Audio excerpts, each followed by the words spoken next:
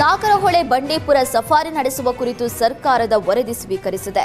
ನಾಗರಹೊಳೆಯಲ್ಲಿ 4 ಗಂಟೆ ಮಾತ್ರ ಸಫಾರಿಗೆ ಆದೇಶ ಮಾಡಿದರೆ ಬಂಡೀಪುರದಲ್ಲಿ ಬೆಳಗ್ಗೆ 8 ರಿಂದ ಸಂಜೆ 5ರವರೆಗೆ ಸಫಾರಿ ಮಾಡೋದಕ್ಕೆ ಮುಂದಾಗಿದೆ. ಇನ್ನು ಅರಣ್ಯ ಸಚಿವ ಈಶ್ವರ್ ಖಂಡ್ರೆಗೆ ರೈತರು ಎಚ್ಚರಿಕೆ ನೀಡಿದ್ದಾರೆ. ಯಾವುದೇ ಕಾರಣಕ್ಕೂ ಸಫಾರಿ ಮತ್ತೆ ಬೇಡ ಅಂತ ಆಗ್ರಹಿಸಿದ್ದಾರೆ. ಅರಣ್ಯ ಪ್ರದೇಶದಲ್ಲಿರುವ ರೆಸಾರ್ಟ್ಗಳಿಗೆ ಅನುಕೂಲವಾಗುವಂತೆ ಮತ್ತೆ ಸಫಾರಿ ಜಾರಿಯಾಗಬಾರದು.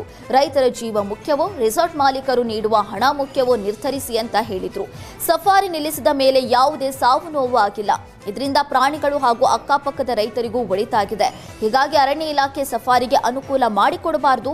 ಉಳ್ಳವರು ಶ್ರೀಮಂತರು ಹುಲಿ ಚಿರತೆ ನೋಡಬೇಕಾದ್ರೆ ಮಹದೇಶ್ವರ ಬೆಟ್ಟಕ್ಕೆ ಹೋಗಿ ನೋಡಬಹುದು. ಅದಕ್ಕಾಗಿ ರೈತರ ಜೀವದ ಮೇಲೆ ಆಟವಾಡಬಾರದು ಅಂತ ಎಚ್ಚರಿಸಿದ್ರು.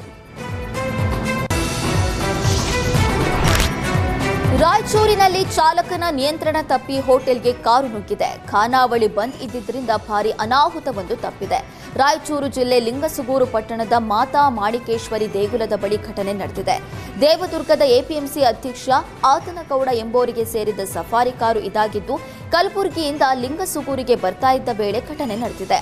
ಕಾರು ಚಲಾಯಿಸ್ತಾ ಇದ್ದ ಶರಣಬಸವ ಹಾಗೂ ಚಂದ್ರಕಾಂತ್ ಪ್ರಾಣಾಪಾಯದಿಂದ ಪಾರಾಗಿದ್ದಾರೆ.